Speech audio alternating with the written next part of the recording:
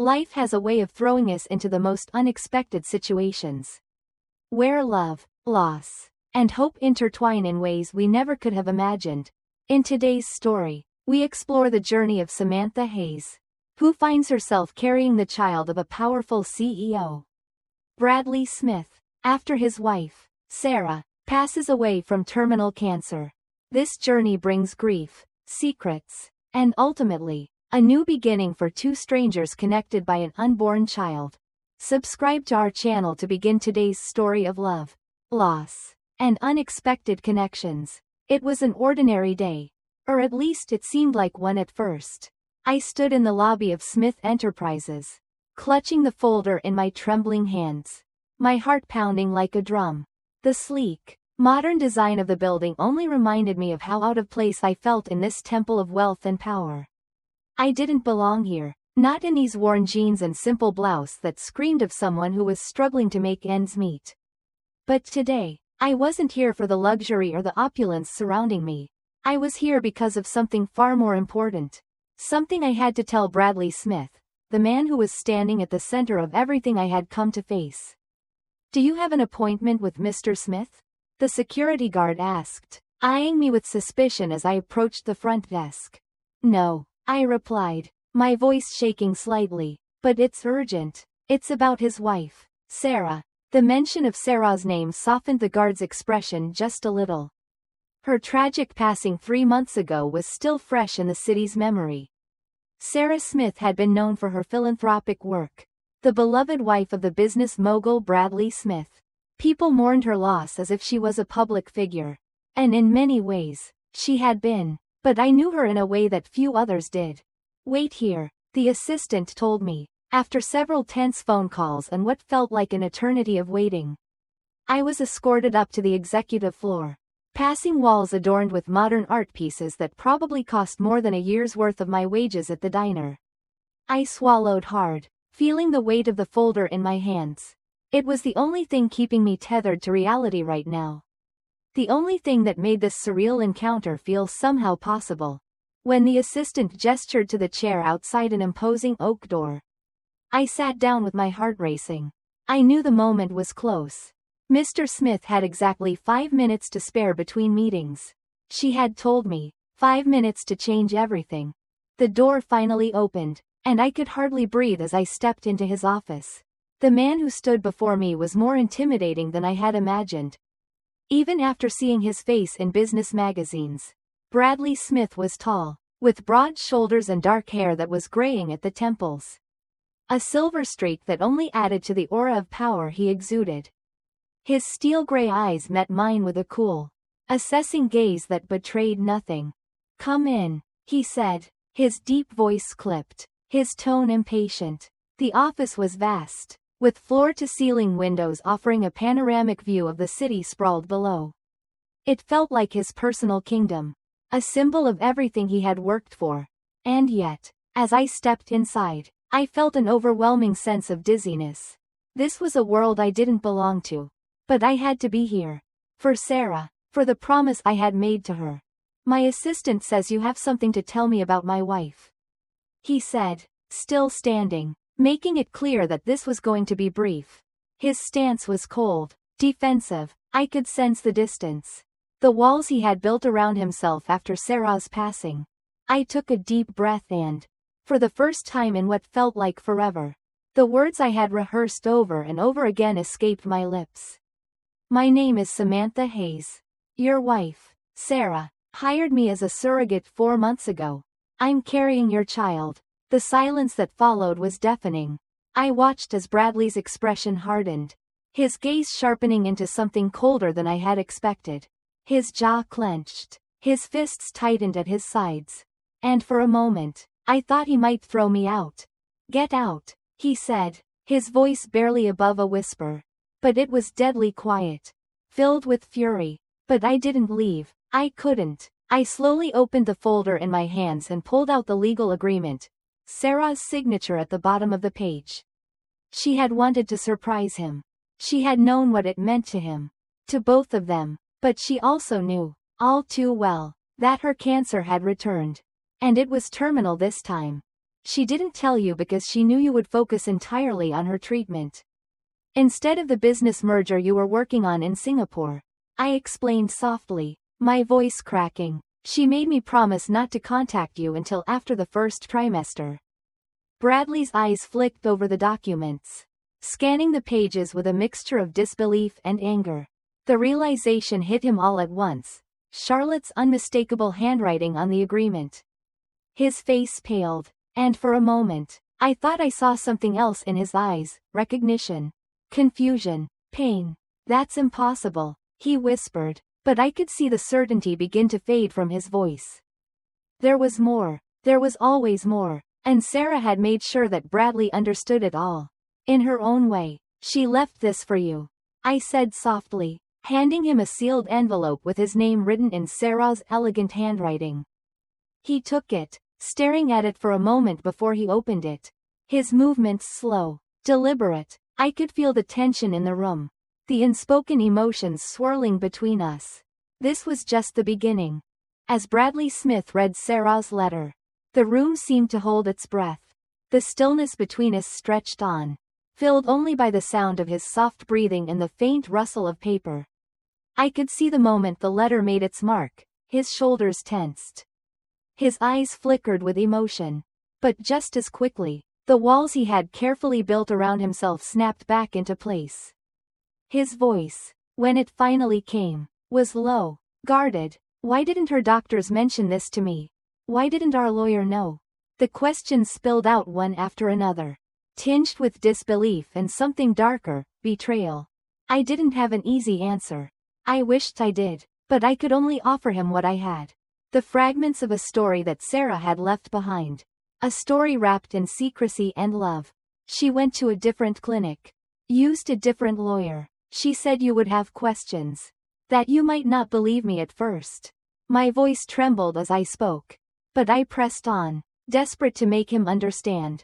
She said you were so focused on the business merger that she couldn't risk you finding out about her condition until after the first trimester. She didn't want you distracted. Bradley's eyes narrowed, the flicker of anger returning. He snatched the papers from my hands again, flipping through them as if searching for a lie. As if searching for some shred of evidence that would explain it all. But there was nothing, only Sarah's signature, clean and unmistakable. This is insane, he muttered, more to himself than to me, his fingers running through his hair in frustration. If what you're saying is true, then my wife, he cut himself off, unable to finish the thought. I nodded slowly. She was protecting you, and the baby. He stared at the documents again, then back at me, his face pale. I could see that the man who had built his empire on logic, on reason, was now caught in a storm of emotions he didn't know how to navigate. But why you? His voice cracked just a little, though he quickly composed himself. Who are you to us? It stung more than I expected. The coldness in his words. I had anticipated skepticism, even anger, but that question cut deeper. I was a nobody, a waitress at a diner, struggling to make ends meet. And yet, Sarah had trusted me, had asked me to carry her child. I was her barista, I said quietly, my voice faltering as I spoke. I worked at Cornerstone Coffee. Sarah came in every morning for 2 years. We talked, just the two of us. And when she found out her cancer had returned, she confided in me. I paused, trying to steady myself. She knew I was struggling to pay for nursing school. And one day, after my shift, she came in devastated, and we talked for hours. That's when she first mentioned the idea. Bradley studied me with a sharp gaze, searching for any hint of dishonesty. But I held my ground. Meeting his eyes, I couldn't afford to break. For Sarah, for the child. His expression softened, just a little. She always did love that coffee shop, he said, his tone almost wistful, as if remembering the way Sarah's smile had always lit up the small, cozy space. A soft knock interrupted us. The assistant poked her head into the room, her expression apologetic. Mr. Smith, the board is waiting in the conference room, she said, glancing between us. Reschedule, Bradley said, his tone final. No room for argument. But sir, The quarterly projections, the assistant started.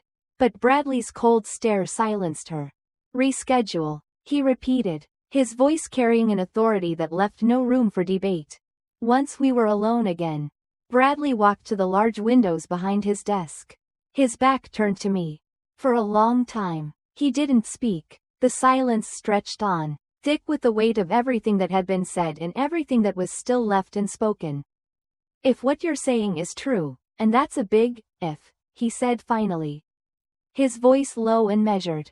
You're carrying the heir to everything you see out there. He gestured toward the sprawling city below. The kingdom he had built. You must understand my skepticism. I do, I replied softly, my voice steady despite the fluttering in my chest. I'm not asking for anything from you, Mr. Smith. Sarah paid me well for this. And she set up a trust for my education. I promised her I would carry this child safely. And then I would give him or her to you. Bradley didn't respond at first. His face remained unreadable, but I could see the storm raging behind his eyes. The conflict within him that he couldn't yet understand. And if I wanted a DNA test, he asked. His voice cold, betraying nothing. Charlotte anticipated that. I said quietly, my heart aching as I spoke her name. The agreement includes your consent for prenatal testing. Once it's safe for the baby. Bradley's eyes flickered with something, uncertainty. Maybe, something cracked in his demeanor. Just for a second, he picked up the sealed letter Sarah had left for him, running his thumb across his name. And I could see that it meant something to him. That he hadn't been prepared for any of this. I think you should read that, I said gently. I'll wait outside. As I turned to leave, his voice stopped me. Miss Hayes. He hesitated, and when he spoke again, there was something raw, something vulnerable in his tone. Did she suffer at the end? The unexpected question struck me hard. I wasn't prepared for that. I hadn't expected Bradley to ask. But I nodded, my throat tight with emotion. She was at peace, I whispered, my heart aching. She was at peace knowing she was giving you the one thing you both wanted most. Bradley nodded once, but his gaze shifted to the letter in his hand. For the first time, I saw the wall crack. Just a little, and I wondered, maybe, just maybe, there was a way to make him believe. When I stepped out of the office, I leaned against the cool wall outside, taking in deep breaths to steady myself. The weight of what had just transpired felt heavier than anything I had ever carried before. I wasn't sure what I had expected from Bradley Smith. But this, the conflict, the grief, the anger, was far more intense than I could have prepared for. As I waited, I couldn't help but think about Sarah. About how she had done all of this for him. For the man who was now standing on the edge of disbelief. Struggling to comprehend everything that had been kept from him. I wished I could have spared him the pain. But Sarah had made her choices. And all I could do was follow through on her last wishes. After what felt like an eternity, Bradley appeared in the doorway. His face was unreadable, but his eyes were darker, filled with the burden of everything I had just shared with him. Stay, he said, his voice almost too low to hear. We need to talk more. His tone wasn't demanding, but there was a gravity to it. A finality that made it impossible for me to refuse. I nodded and followed him as he led me out of the office. Through corridors that felt increasingly cold and impersonal, we reached the elevator in silence. The hum of the machine the only sound between us. I could feel the tension in the air, thick and suffocating. I didn't know if he was angry with me, with Sarah, or with the situation that none of us had chosen. When we reached his office again, he took a seat behind the large desk, staring out of the window at the city below. His posture was stiff, the facade of control returning. But his eyes were still clouded with uncertainty. I don't know what to believe anymore, he confessed, his voice quieter now. This whole thing, it's a nightmare. I stood in the center of the room, my hands clasped together, feeling more like an outsider than ever. I understand, I said softly. This isn't what any of us expected. But I'm here now, and I promise you, everything Sarah did, she did it for you. She wanted you to have a future with your child. Even if she couldn't be here to see it. Bradley's gaze remained fixed on the city. as though he was searching for something he couldn't find. I could see the flicker of confusion in his eyes.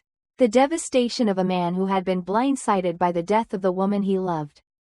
And now, by the secret she had left behind. She was my world, he whispered, his voice breaking for the first time. And I didn't even know she was sick again. I didn't even have the chance to be there for her. I was so focused on everything else. So consumed by the business. I failed her. I could feel the rawness of his emotion. The guilt that weighed on him like 1,000 pounds. But I had to remind him. Bradley, you didn't fail her. She made these decisions. She didn't want you to suffer with her illness. She didn't want to distract you from the work you were doing.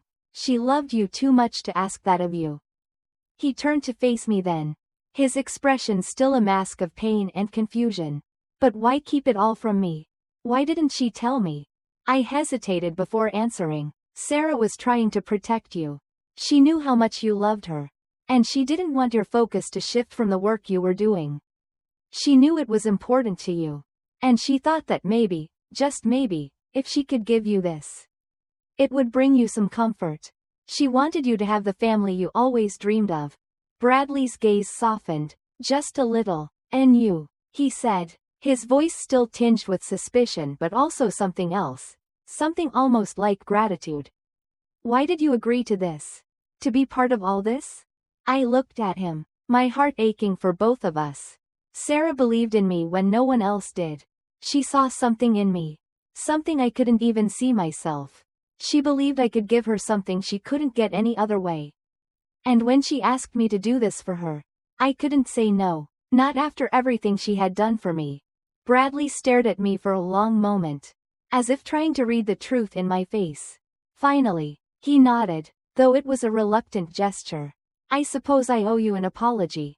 For the way I've treated you. For the way I've treated this whole situation. You don't owe me anything. I replied quietly. You've been through more than anyone should have to endure. He looked at me, his expression hardening again. If you're telling the truth, if everything Sarah did was real, then I need to know everything.